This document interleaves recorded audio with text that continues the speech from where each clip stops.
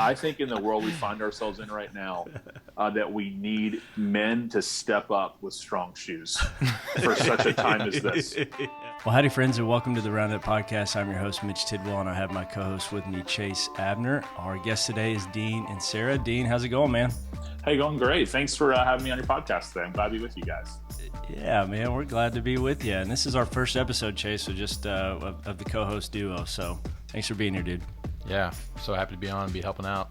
Yeah, so Dean, you are pastor of City Church Tallahassee, and you guys have an emphasis of reaching college students and also a lot more than that.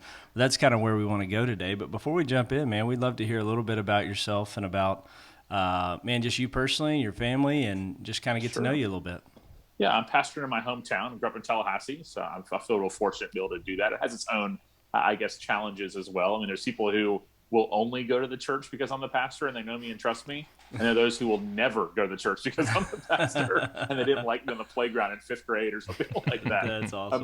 My wife, Christy, and I have been married for 18 years. We have 3 kids, a ninth grader, a fifth grader, and a second grader. So pretty spread out, boy, girl. Wow. Yeah. And my story is that I was raised in a church that was like really nice people and taught good moral life lessons, but just didn't have the gospel. It just wasn't a gospel preaching church.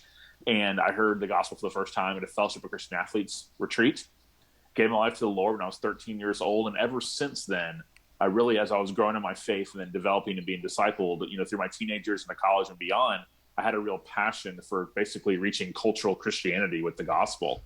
Because that was me. That's my story. If you'd asked me if I was a Christian, I would have told you yes before I came to Christ. And my reason for that was just that I was wasn't an atheist and I wasn't of another religion and I went to church and was a good person. That was kind of my rationale. And I think that's probably the most predominant religion in America right now. It's kind of that kind of mindset. So really taking the good news of Jesus to people who claim a Christianity that doesn't have much to do with Christ. I call them unsaved Christians.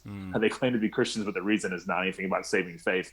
So that's kind of what we're about. And that really fuels a lot of our city here in the South. Now we're in Florida, which is a little bit different because in Florida, you have people that have all different kind of cultures in our state. And since we're a state government town and a university town, we have a whole diverse scope of people who come to Tallahassee, but most of them would not claim to be atheists. They're just kind of maybe generic theists, or they were raised marginally Catholic from South Florida.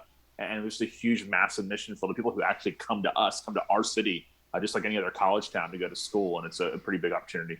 It reminds me of a phrase I used, Dean, to describe Iowa. It's over-churched and under-gospeled, Yeah, we say over-churched, under-reached here. That's what we say, over-churched, under-reached. We have like 4 churches on every corner, but just a lot of people don't know Jesus everywhere. So we started the church with 20 people in my parents' living room in the spring of 2007, just because their house was bigger than mine.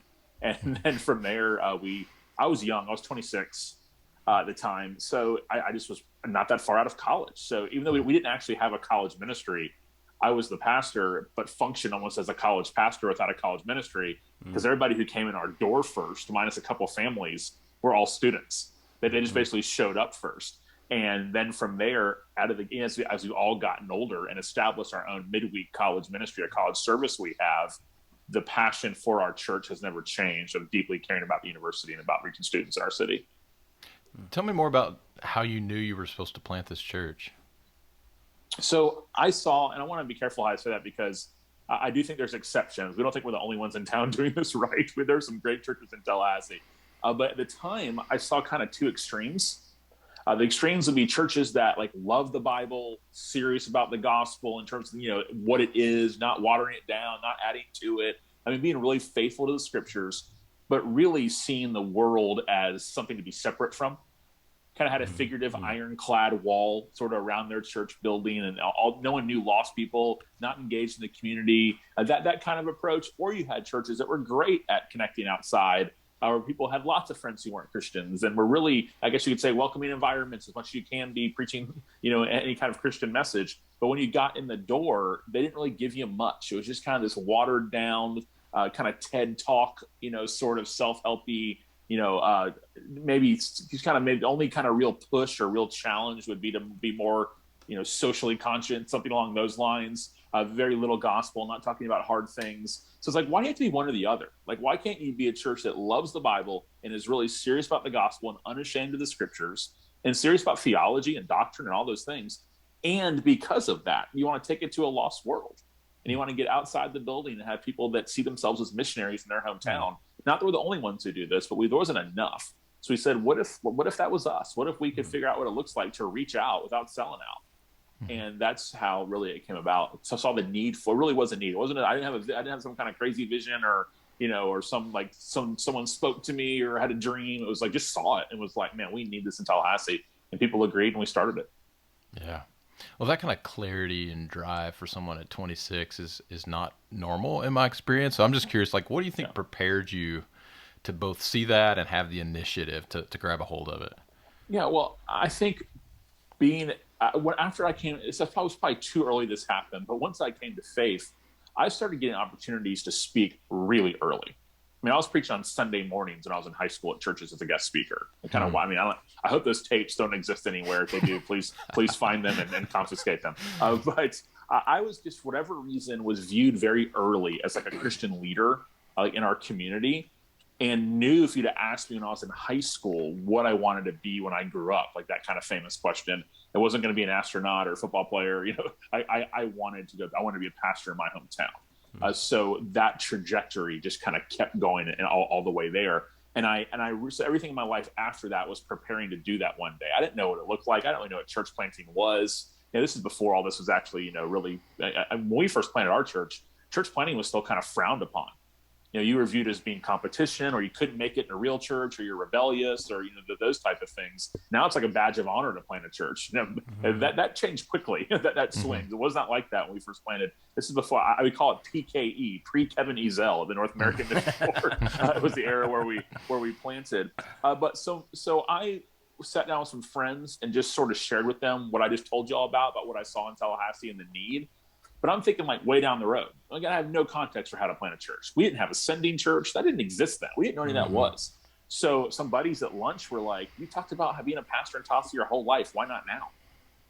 And I was kind of like, well, I can give you 20 reasons why not now. And they're like, let's do it. And it was just, and also I had really supportive. My wife was just really supportive. She was like, we'll figure it out. Let's go. Because I quit my job, as a youth minister to go plant a church. I didn't have some base going with me or anything like that. It was a straight up like from scratch plant. And that was a huge part of it, was my wife being on board and saying, go get it. We'll figure it out. We'll do whatever we need to do. Yeah. And we did. Hey, Dean, tell us a little bit about your own personal college experience. Were you in Tallahassee? Yeah. No, I went to Liberty University. And the reason I went there was that I was public school K through 12 and really very immersed in Lost Tallahassee my whole life. And since I was raised mainline Protestant, I knew that I needed to have some serious Bible education. So I had some coaches and mentors through FCA. I played football and baseball growing up through high school that told me that I should go to Liberty. I didn't know anything about it, never been before. I could not have told you one thing about it. I didn't know who Jerry Falwell Sr. was. I had no context. And I told my dad that, hey, I was told if I want to be a pastor, I should go to Liberty. So that's what I did, and they made it happen for me. So that just allowed me out of the gate to go really start building the theological foundation for the passions I had to reach my friends for Christ. So it was good. I mean, it was definitely a very different culture for me. I mean, public school kid, a family very immersed in regular Tallahassee life. To go from there to this kind of Christian subculture was definitely different for me, and I struggled because of that. So I really had to find outlets while I was there. So I worked a secular job. I volunteer locally, and when I was in seminary, I did the same thing. I was like, I've got to get out of this bubble. I've got to be around just a lost world. So I really believe that mature Christians follow Jesus into the world. So I really believe that. So that was my I guess you could say my struggle in college, and my really, I guess you could say, journey is a little bit of a dramatic word, but just sort of my, I guess, world I was in was trying to make sure I didn't get Christian subculture. And here's what happens now in state universities is, yes, they're getting clobbered into the classroom, but it really doesn't get much. It's not much different than Liberty, how they live their lives. Because so many college students, they find their community, one, praise God for that, right? It's very biblical to have a Christian community.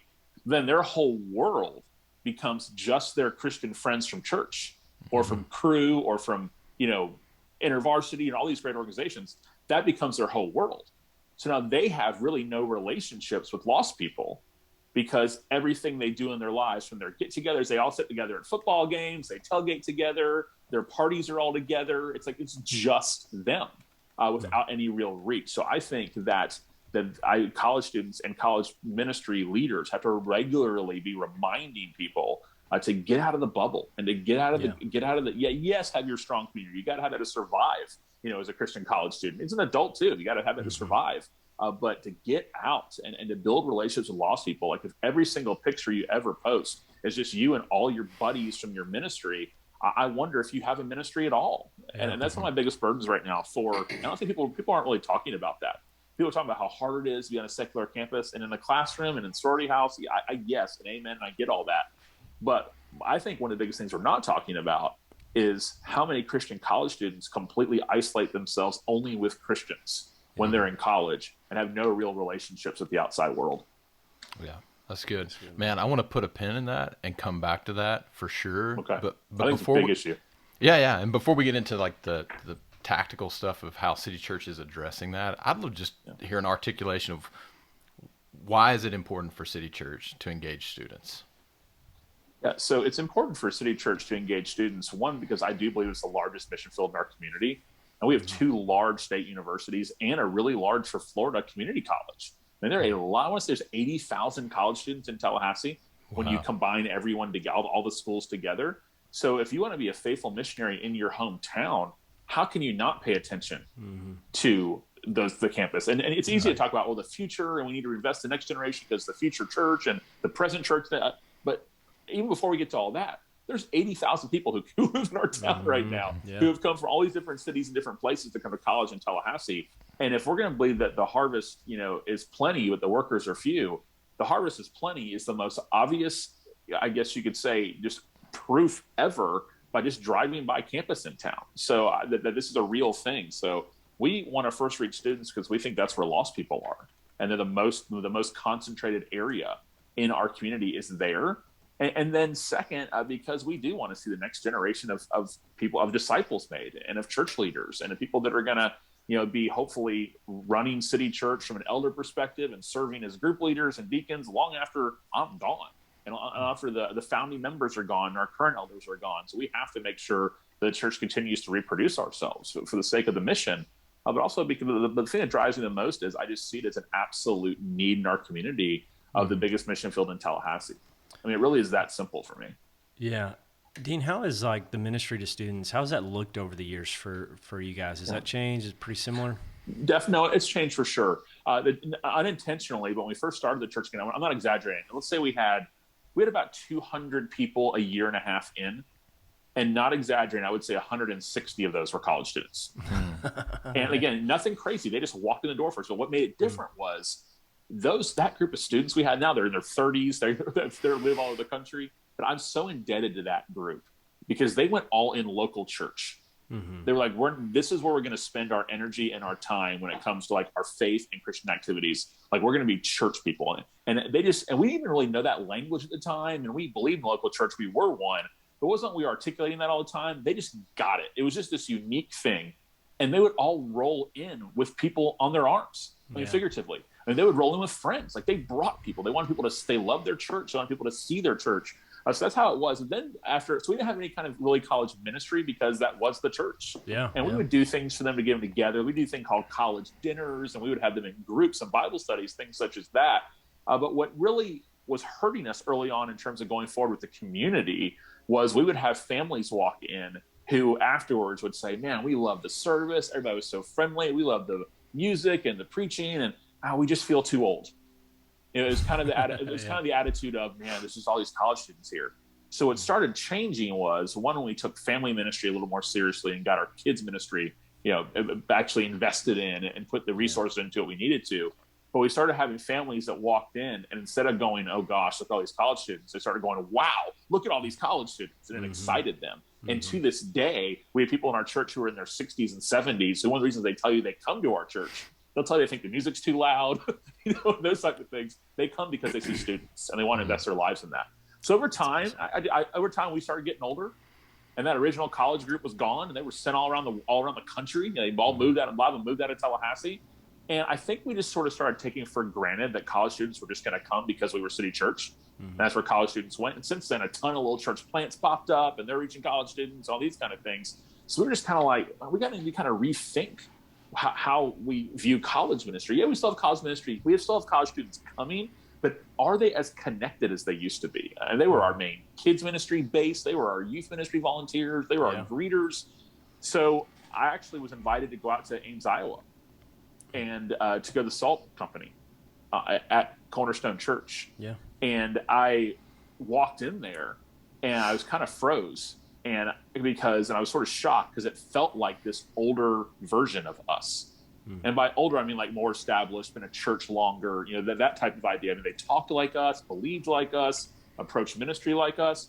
And I went to that college service and saw, and they're not right on campus either. Like Ames, I wasn't that big, but it's still a good, 10 minute plus drive, from campus to the church. It's not like they're in the middle of the student union, and so like our church is probably 10, 12 minutes from Florida State's campus. So they had this midweek or this Thursday night service, I think it was Thursday night, college ministry service that would fill their sanctuary. And I'm sitting there going, we need to do this. Why would we not do this? That's how our church kind of used to feel with college students. And as we've really, and again, I'm not trying to just reach campus, we're trying to reach Tallahassee. So as we're trying to reach my friends and reach families and these type of things, I don't want to lose sight of the need to reach college students. So we came back. I said, we need to do this. No, we have to do this. So we came back, and I thought that our youth minister at the time, Hunter Levine, was the right guy to lead it. So I sat him down, and I said, here's the deal. I said, we're going to start a midweek college ministry. And here's, I'm going to trust you and the leadership that's around you to figure out exactly what it's going to look like. But it needs to happen. And we need to funnel students from that into the life of our local church. And I'm going to do whatever it takes. And our elders are on board, whatever it takes to help you make this happen and to lead this. Like resources, time, facility, whatever you need, we're going to make it work. I just needed that jolt. We just kind of needed that reality of, I think maybe a little bit of denial and really, I don't know if it's pride or just ignorance, where we really thought that, we're just going to reach college students naturally because we're the church that they go to. Well, then you have a generation gone that doesn't know that this is where you're supposed to go as a college student, apparently, in Tallahassee. And then we started the midweek college ministry, and it didn't take long before it took off and started building leaders. And you walk into our church on a Sunday morning right now, and you see college students serving. You see them everywhere. And where they funnel out of is, we call it City Church U, like university, City Church U on Tuesday nights at 8:00. And it's really something to see and really exciting. A full staff's been built out of it, and it's been really great. But the journey, to answer the original question, the journey went from reaching college students just naturally to then growing as a church and the rest of the community, us as a staff and elders, everyone else getting older, taking for granted we were going to reach college students, still reach some, but nowhere near what we could, to now going, no, we're going to have a college ministry that is like fully devoted to campus, and seeing the Lord do it. It's been neat. So we're definitely hearing you exalt the benefits of having a focus on reaching university students, discipling them, mobilizing them, involving them in the life of your local church. So I just wondered, Dean, what, if anything, do you feel like it's cost City Church to keep that priority? Yeah, I think it has made, in a church culture world in America right now, where numbers are often just too overemphasized as legitimacy or effectiveness, you lose, I don't use language like you sinned, but for, our like own hearts and emotions, we lose a lot of people every single year because they graduate and they leave. So you almost have to replenish it every year. So that can be just really tricky. It's like you have to kind of start over, with a new group of freshmen every year. And you're going to lose your top children's volunteers, your youth volunteers. So you have students who have, been mentored by a college student for 3 years. Then all of a sudden they move, just like that. And that can be emotionally costly. That can be hard. But when we had the mindset truly, and not just like church or preacher talk, like really had the mindset that we're equipping these students to send them out into the world once they leave here, then it really kind of changes the game and changes the conversation. And for us, though, I think sometimes I'm kind of living in a just too easy of a world when it comes to this. Like our church just embraces it. Like we never get any pushback. If there was pushback, it would be if we didn't have college students. So they use the sanctuary. They have. There really is no, there's no tension or anything along those lines because they're such a big deal. If anything, I almost have to make sure the other ministry leaders don't feel neglected. Like that did the youth ministry and the children's ministry and the small groups ministry doesn't feel like the only people that matter is the college ministry, because we don't think that at all. But it's easy when everything's like college, they get the big crowd and all the things that come with that. It's easy for that to happen. So that might be kind of something I have to keep my eyes regularly to. To answer the question, that could be it maybe, is that other ministries don't feel sometimes as prioritized, even though they are, just looks different. Because of the kind of big boom that is the college ministry and all that. And also people get more excited about that. Like for whatever reason, when it comes to church members, I think it's maybe a national thing. People get more just pumped up about things happening with college students. So I don't know what it is, but just did that, So, I mean, I would love for our folks to get just as excited about our vacation Bible school as they do our college ministry, but it's just sometimes just hard to create that, and it's, the both matter to me equally, truly. But it's hard to create that sometimes. So that's sort of what is a challenge there. Yeah. So, listeners, many know that I served on staff with Salt Company and I'm still a part of Cornerstone Church here in Ames. And certainly that tension of, a very gifted student who maybe the youth pastor would love to have, discipling freshmen and sophomores in high school. And then the college ministry staff saying like, yeah, but we want to turn him loose on campus to reach his peers. And just that, where is the greatest kingdom and missiological benefit for this student in this unique time? And that does create the tension, of course. So it somewhat reassures me to know that you guys are wrestling with some of that too. And so you could find someone who does both. Yeah. Who could find the margin. Yeah. To be an effective student ministry volunteer with middle school and high school students, yet also be fully engaged on campus, then you're rocking. But that brings us back to that point you were making earlier about students can end up in this bubble, even on a state university campus, especially with larger ministries. And I think that's endemic for church-based ministries, parachurch. It doesn't matter. Any of the models can create that. So if a student's serving in youth ministry at their church and they're like serving as a leader in the college ministry, like they end up spending a good chunk of their week in meetings, trainings, whatever, related to church stuff. And so how are you guys addressing that issue? How are you helping your students not be stuck in the bubble? Well, for that example you would give, like a youth person volunteering youth, we just wouldn't put a lot on their plate.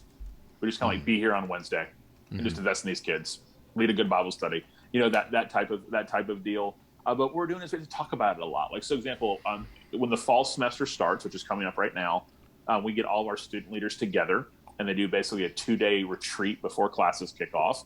And that's anything from just basic training to some theology to vision casting from the college ministry. They even talk about things like time management and everything you think of is covered in those 2 days. Well, they had me come in and speak to them at some point during the weekend. And my talk to them is going to be about the bubble. So I just think you have to, I just don't hear a lot of guys talking about that. Maybe they just don't realize it's really a thing. But the amount of Christian college students who have no engagement with the lost world, even though they go to the most lost secular place on the planet, which is the state university campus, it's really interesting how that's happened over time. Like this great thing being community and involvement in your local church or your campus ministry, all of a sudden becomes the barrier to you being part of the lost world, because everything you ever do is, and I'm not even talking about church activities, I think it's socially is more of what it is. Socially, it's all they know. It's their entire world. And I think it starts for some people as almost like a safe haven. It's just like in Baptist world, it's like, take care of my babies so they don't drink beer, that kind of thing. and that's kind of how some of the campus ministries honestly kind of function. And it's like beer drinking prevention centers, or something like that. And then I'll tell you what, that's just not worth my life, man. That's not worth my life. I'm not here to create youth group for college students. Yeah, the Christian ministry, the clusters in that are, they look the same as anywhere else except they drink and cuss less or something. Yeah, exactly. Let's think about this for a minute. I mean, how many college ministries, we're really being honest, are nothing more than youth ministries for college students? Yeah, it doesn't change very much. I mean, it's, and we have to, I think, kind of push through that, and go, hey, what are we really trying to do? And to really push. Here's what it is: make one of the markers of growth and maturity your connection to a lost world. Make that a marker. Let's be just as concerned as that as we are how often you're reading your Bible and all the other things we talk about. And the markers of a mature disciple, I think a heart and passion for the lost is one of them. So I'll say things like, and I'm not trying to come across as harsh or mean, but I'll say things like, you just brought me, I'll get sent, recommendation forms for you to go on a summer IMB trip for the International Mission Board. Okay, praise God for that. You don't know any lost people in Tallahassee. Mm-hmm. Like it's both. So you're telling me you have a passion to go to Haiti, but you don't know lost people on campus? I worry you're more craving the experience than you actually really have a heart for the lost. I mean, how often is that the case? Where they're quick to go volunteer for whatever the social thing may be, but they're really slow to have a lost friend on campus. And so I just think we really have to push people to see themselves when you're never going to be around more lost people the rest of your life than you are during this season. Thousands and thousands and thousands. So we need more Christian students to join sororities. Mm-hmm. We need more Christian students to work on campus, a job. Yeah. We need more people just engaged in life on campus with people. I'm going to tell you a quick story. There was a girl named Alex she was really involved in our college ministry. This was years ago. And, or in our church, I should say. We didn't have a college ministry. The church was a college ministry back then. And we used to do our groups on Tuesday nights. So all the students would come together and then they'd break off into their groups. And she was there every Sunday. She served faithfully, but I never saw her on Tuesday. Like one of the most faithfully involved people, never missed a Sunday, always served faithfully. So on a Sunday one time, I pulled her aside. I said, Alex, what's up? I never, we had 200 people in the church at the time, so I knew everyone. And I said, why don't you ever come to Tuesday night college? Like, I never see you at small groups. And she's like, I know, I feel bad about it. I'm so sorry. It's just that, and I just listened to her and she goes, she worked at the student gym on campus, like the student workout center. And she said, we have an intramural sports team, co-ed team of my work. And the games are on Tuesday night. And it's really the only chance I get to be with my non-Christian friends from work. So I'm playing on the team. And I looked at her, I said, Alex, if you ever come on Tuesday night, you're going to be in big trouble. we want you doing that. But conventional church wisdom is like, no, she needs to be in group. Would I love for Alex to be in group? Of course I would have. Yeah. But the fact that a student is telling me the reason she's not coming is because this is the one night she gets to be with her lost friends for the Tuesday night schedule for intramural sports, that's a win. That's a huge win. And we want to make sure, of course, she is getting Bible study and she's getting a chance to be in the Word, and she was, but that kind of stuff is what we want to see happen from our college students. Yeah. And our adults too, for everyone in our church. Yeah, absolutely. That's good. Hey, Dean, you mentioned something about, and I feel like I see this a lot even here in Texas, and not just Texas, but across the United States, as far as this kind of youth ministry, like this college ministry that kind of fills and fleshes out like a youth ministry. Yeah. Can you kind of help paint a picture of how you would kind of define that? Because I think there's a lot of folks that are running that play because that's what they've seen. And what do you think I don't know, how do you think that should look, that college ministry, how it differentiates from youth ministry? Yeah, and to me, a healthy youth ministry also is engaging a lost campus as well. So I hope that those are just big markers for us that we want to see. And by that, I don't mean the youth pastor, I mean the students. Yeah, have lost friends, they're investing their life, bringing to church, those kind of things. But how often though is really how it functions is more of just like an alternative from the world, a kind of a safe place to keep your church members' kids entertained, happy. And a lot of college ministries feel like they exist to help you make friends, find your wife, and not drink beer. Rather than being like the mission arm, and from the campus. And so also they don't think about what lost people. I don't think we should ever water down the message. We don't plan services around what a lost person's going to like. I'm not for any of that. But how many college ministries still do things like messy games? and these things like that. It's like, you really think sorority girl at Chi Omega wants to come play dodgeball? You might have 50 kids show up because your church kids straight out of youth group and Young Life like doing it. Yeah. But are these things really are they really going to reach the sorority campus? Is your baseball team on campus really coming to messy games night? Or let's just think through those things. It's how we program, how we approach ministry, and to stop treating 20-year-olds like they're 14. Yeah. And the rest for centuries, 20-year-olds were fathers, soldiers, ran farms. Now we call them kids. That is true. So also trying to be too cool as well.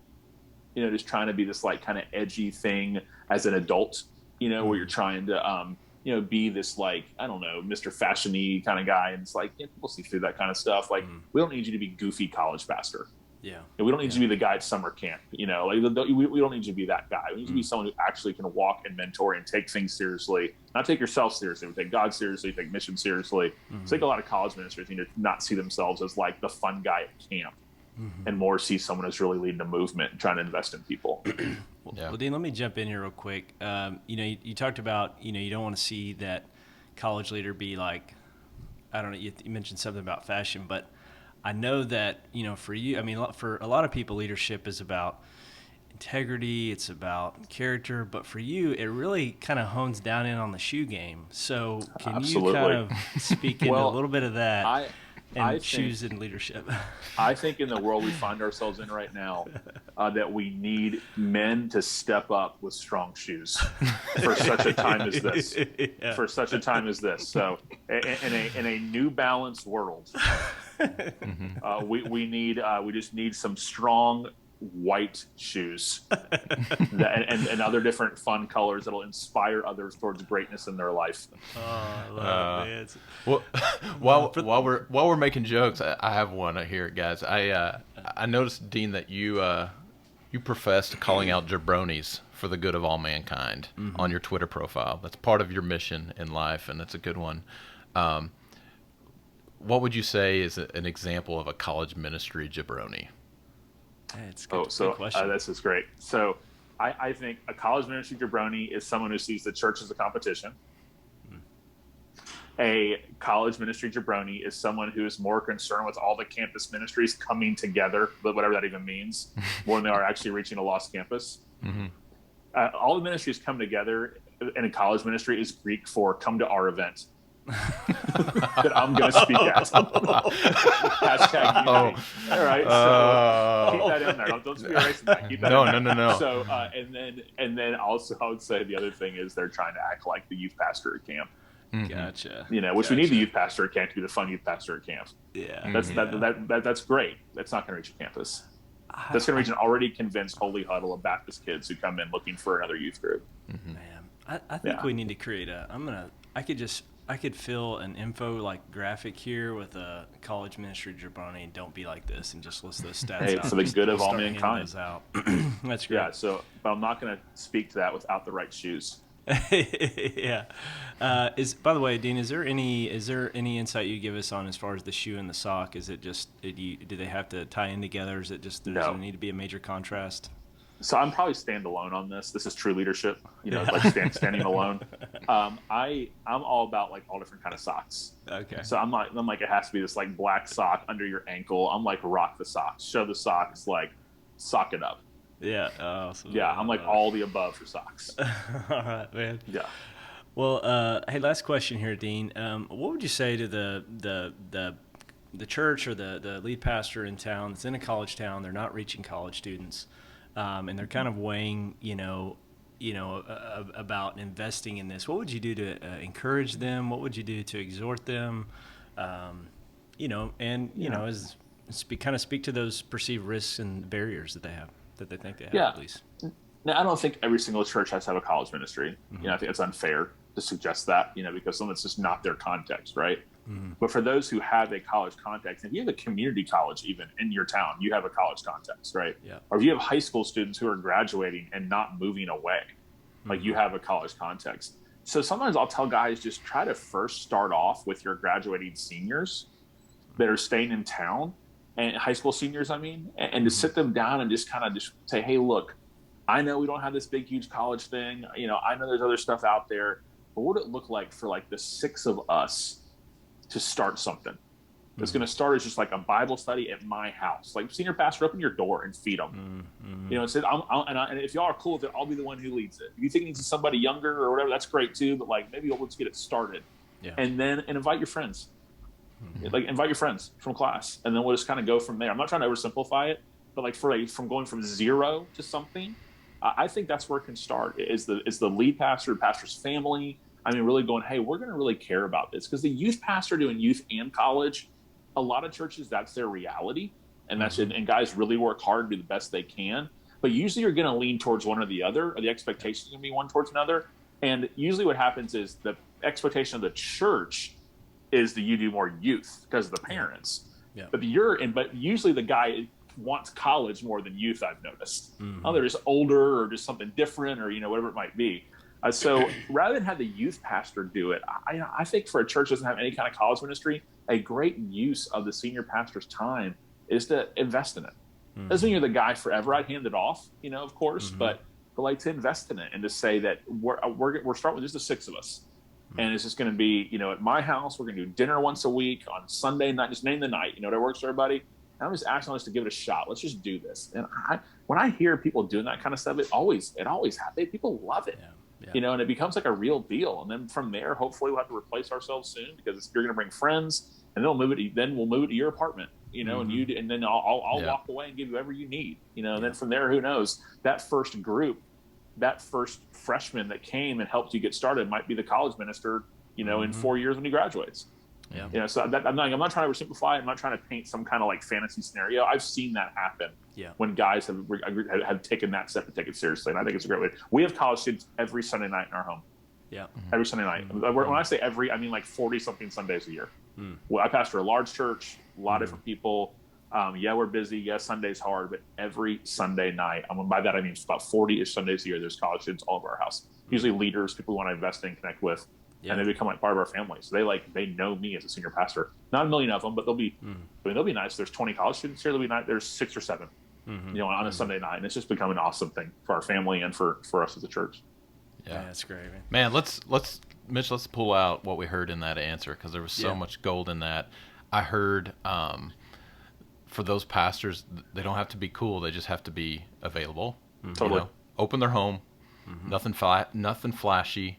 I heard, well, of course, intentionality, making it a point, being direct about it with those who would be serving and be served by the ministry. I heard that you never get too big to do it yourself. No, definitely not.